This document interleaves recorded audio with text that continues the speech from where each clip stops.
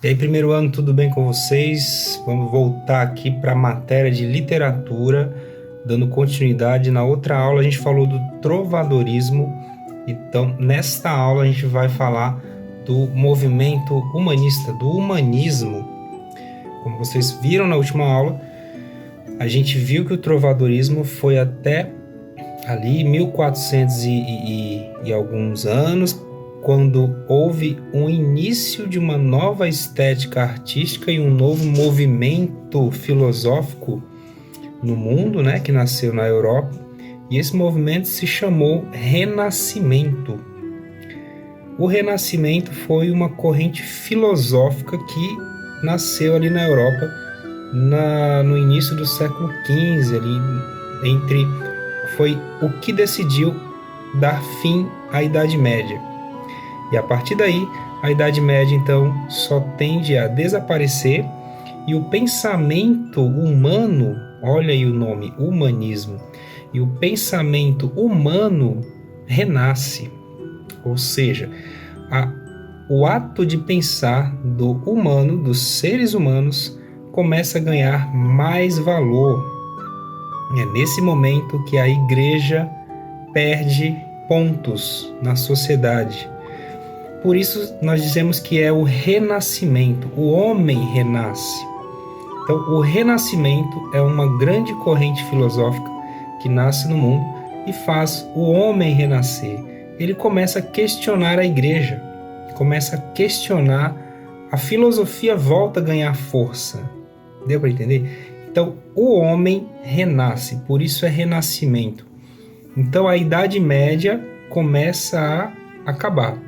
A Idade Média começa a desaparecer. E esse pensamento humano, o humanismo, ou seja, o homem começa a ganhar mais força. Então, neste aspecto, a gente vê aí uma forte tendência filosófica a dominar o pensamento humano. E a igreja perde pontos nesse momento. Por isso nós dizemos que é o renascimento. E esse movimento movimento renascentista, ele vai ecoar na ciência, nas artes, na política e também em outros campos da sociedade da época. Então, os atos medievais, as ações medievais que a gente viu no trovadorismo, na Idade Média, na arte da Idade Média, elas começam agora a diminuir sua força e o homem renasce.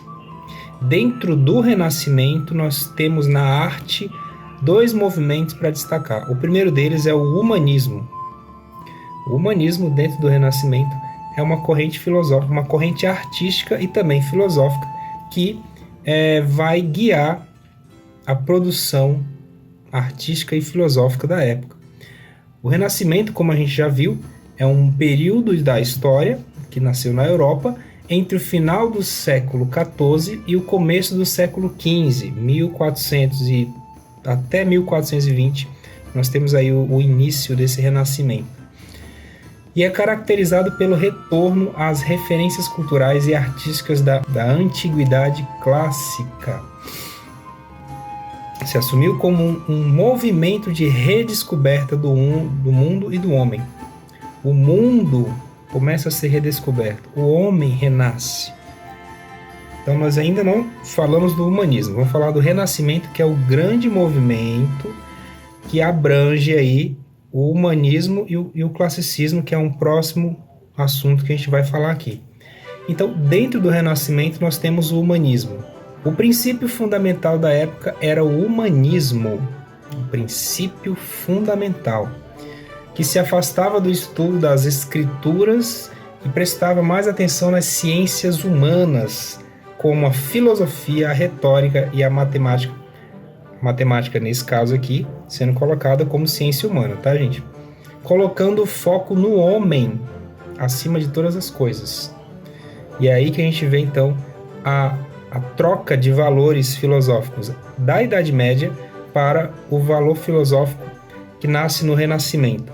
Na Idade Média, a corrente filosófica era o teocentrismo, que significa Deus é a razão de tudo, Deus é o centro de tudo, como a gente viu na aula de trovadorismo.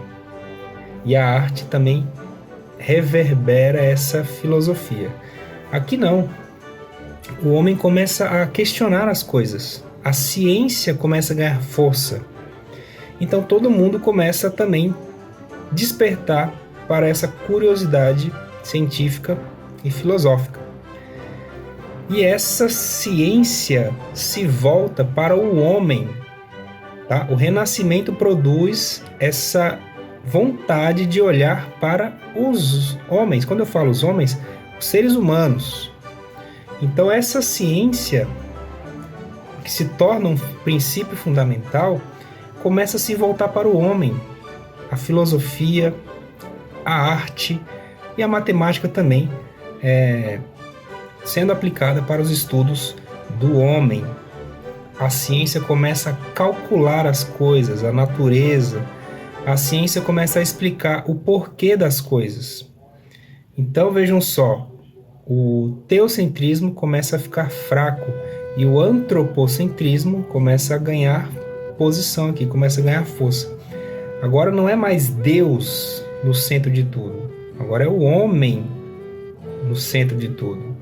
O homem pode calcular, pode construir uma máquina, pode aprender a escrever, pode produzir e quer entender o mundo.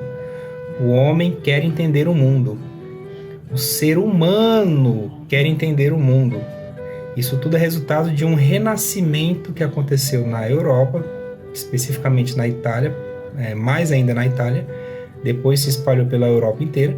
E a partir desse renascimento, houve também o nascimento de um princípio fundamental chamado humanismo, que é o quê? Devido ao renascimento, essas artes, essas ciências se voltam para o ser humano, estudar o ser humano, não só o ser humano, a natureza também.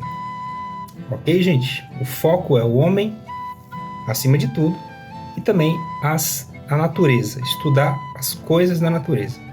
Isso tudo é feito com um pensamento racional. Aqui o racionalismo não é um movimento artístico, mas sim é uma corrente filosófica também, fruto do Renascimento. Ok, gente? Então pense assim, corrente filosófica da Idade Média, teocentrismo. Finalzinho do século XIV e início do século XV, 1400, vamos pensar no ano de 1400, começam a surgir questionamentos que a filosofia produz lá na Europa, e esses questionamentos começam a incomodar a igreja. Surge então o antropocentrismo. O homem começa a se ver como protagonista, não ficar tão dependente de correntes religiosas, de pensamentos filosóficos voltados para Deus e religião. Então aqui o homem começa a ganhar mais força. O homem começa a ser mais racional, em vez de ser passional. E a partir daí vem a ideia do princípio fundamental de olhar para o ser humano, entender o ser humano. Isso é o humanismo. E ele vai refletir na arte também. Eu tenho aqui uma imagem que vocês, com certeza, essas imagens vocês devem já ter visto em algum lugar. Esse aqui da esquerda é o grande Leonardo da Vinci. Esse desenho que ele produz aqui é o símbolo do Renascimento, né?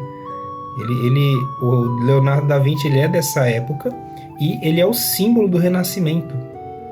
O homem vitruviano, né? Tem uma simbologia toda complexa por trás dessa imagem. E também temos aqui a imagem da Mona Lisa, pintura feita pelo Leonardo da Vinci também, como mais um símbolo do Renascimento. E o humanismo, vamos entrar agora no humanismo, que é essa subcorrente filosófica, artística e um princípio fundamental que nasce a partir do Renascimento. Vejam só, nós temos temos o Renascimento, que é o maior movimento intelectual, filosófico, e dentro dele temos o humanismo, o classicismo e também o racionalismo. O humanismo é o princípio fundamental que se volta para o homem. E é um movimento renascentista. Vejam só, o humanismo é uma subcorrente renascentista que produzia arte e filosofia voltados para o homem. E ele marcou também a transição entre o trovadorismo, que é da Idade Média, para o início da Idade Moderna. Então, olha só, surgiu na Europa, também no século XV, o resultado do Renascimento, e esse período recebeu o nome de humanismo, gente. Recebeu o nome de humanismo, pois atinge diferentes concepções como o conjunto de valores filosóficos, morais, estéticos e humanos. A valorização do ser humano e de suas ações, em primeiro lugar, como a compaixão, generosidade e preocupação, também foram alguns dos motivos de esse movimento se chamar humanismo. É uma ciência que permitiu ao homem compreender melhor o mundo e o próprio ser. Isso ocorreu durante o Renascimento, ou seja, o Renascimento ele abrange aí não só a ciência, não só surgiram figuras como Leonardo da Vinci no Renascimento, que tem um grande papel em várias áreas do conhecimento, a ciência, na arte, na filosofia, na música também, que é arte, né? O Leonardo da Vinci, mas também ele é uma das principais fontes de busca por esse entendimento. Ele é um dos principais símbolos dessa busca pelo entendimento do ser humano. E por isso o humanismo ganha esse status de ciência que permitiu ao homem compreender melhor o mundo. É uma ciência, mas é uma ciência voltada mais para a arte também, pois veio do Renascimento na sua corrente cultural. E aqui nós temos uma imagem que é a pintura feita por Michelangelo, lá na Capela Sistina, no Vaticano. O nome dessa imagem é A Criação de Adão, pintada por Michelangelo no teto da Capela Sistina, ali entre os anos de 1508 e 1510. O Papa da época, o Papa Júlio II, pediu a Michelangelo para fazer esta pintura no teto. E quais são as características da arte humanista? Ou seja, da produção cultural humanística? É uma produção que abrange muitas discussões diferentes. O humanismo proporcionou um melhor entendimento do mundo e dos seres humanos, possuindo as seguintes características: racionalidade, ser racional, ou seja, contra as correntes que eram muito submissas a pensamentos fechados, pensamentos passionais. Então, o racionalismo aqui é uma das primeiras e mais importantes características do humanismo. Valorização do ser humano e do seu corpo e das suas emoções. Busca da perfeição e da beleza. O antropocentrismo, ou seja, o homem é a principal figura. Quando eu falo homem, nesse aspecto, não necessariamente é do sexo masculino, do ser humano como centro do universo. O homem é o centro do universo e não Deus mais. O cientificismo, a ciência ganha força, a ciência também renasce. Lembre-se sempre que o humanismo é um fruto do renascimento. O humanismo está dentro do renascimento, tá bom? Modelo clássico, ou seja, a busca também pelo modelo clássico que veio lá da Grécia Antiga, que a gente já conhece. Aqui a gente volta a buscar esse modelo clássico que vem sendo perseguido desde que nasceu, os gêneros literários e tudo mais. E toda a produção clássica antiga da Grécia é resgatada então até aqui, não é esquecida. Todos os movimentos que vêm até aqui sempre vão lembrar da cultura grega clássica, vão ser relembrados. O aparecimento da burguesia. A burguesia nasce aqui e a arte começa a enxergar essa burguesia. Essa burguesia é enxergada pela arte agora, seja para criticar essa burguesia ou não. A burguesia agora é vista pela arte também. A burguesia nasce. Distanciamento de dogmas, ou seja, doutrinas são distanciadas agora. Pensamentos fechados que não aceitam opiniões diversas, esses pensamentos são afastados também. Que aqui a ideia é debater, olha aí, frequência de debates, discussão sobre as coisas do mundo, debater sobre as coisas da natureza, do homem e do mundo. E aí nós temos aqui uma imagem de alguns estudos feitos por Leonardo da Vinci. Leonardo da Vinci ele era também médico, ele também praticava medicina no século XVI. Ele realizava estudos nos corpos de cadáveres na época.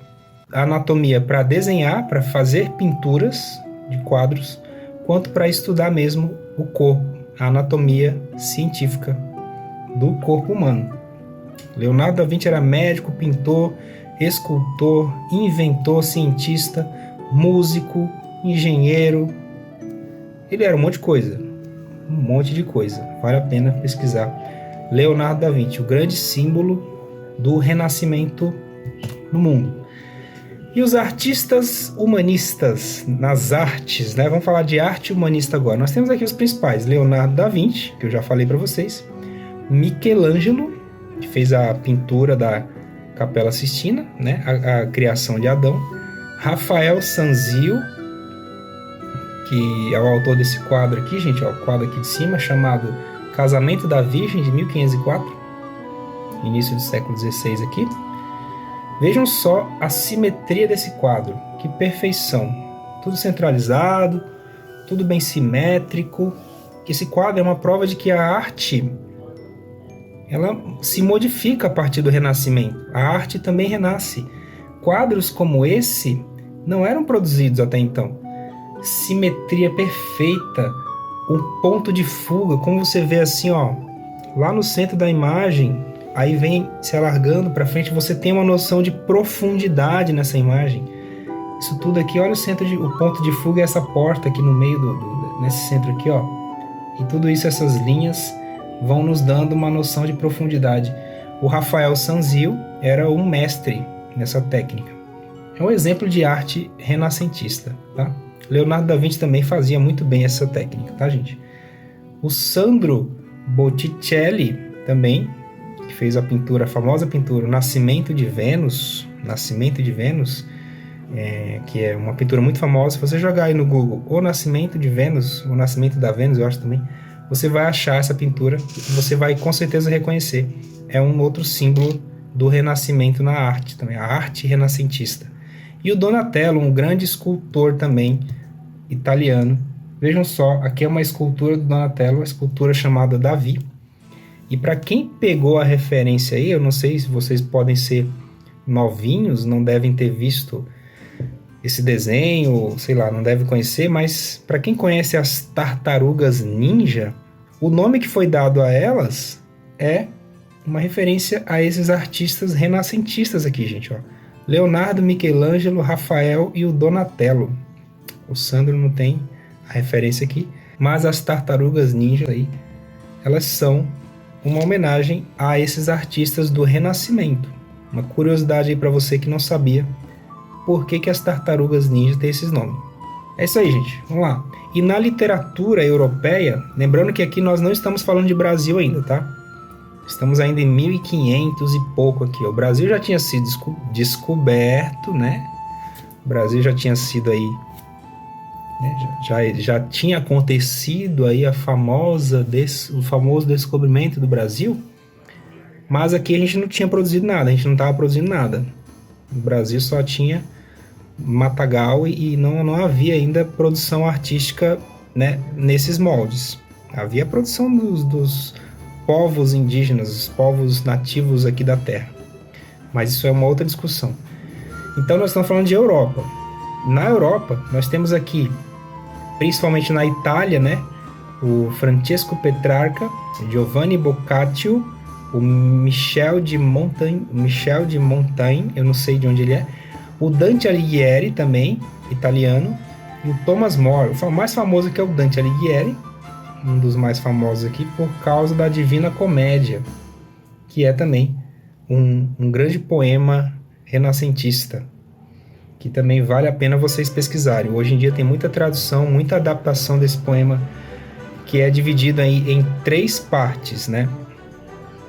Paraíso, purgatório e inferno. Então, vocês também podem pesquisar, que é um clássico da literatura mundial.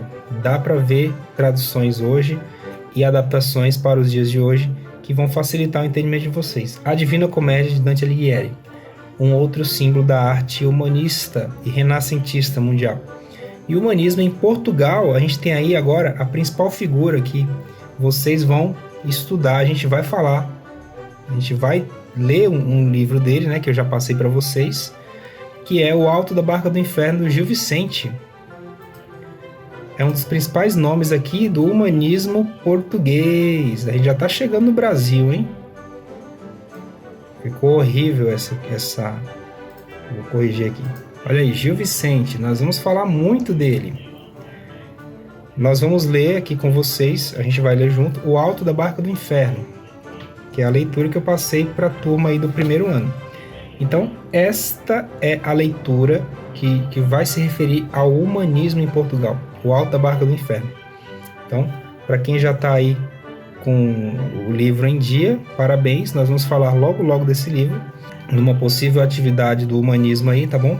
E em Portugal também, quem começou, o marco inicial do humanismo em Portugal foi Fernão Lopes, né? Quando ele foi aí nomeado o cronista-mor da Torre do Tombo. Esse foi o período que a gente considera aí o fim do trovadorismo, lá em cima, ó. Quando ele foi nomeado aqui o cronista-mor da Torre do Tombo, em Portugal.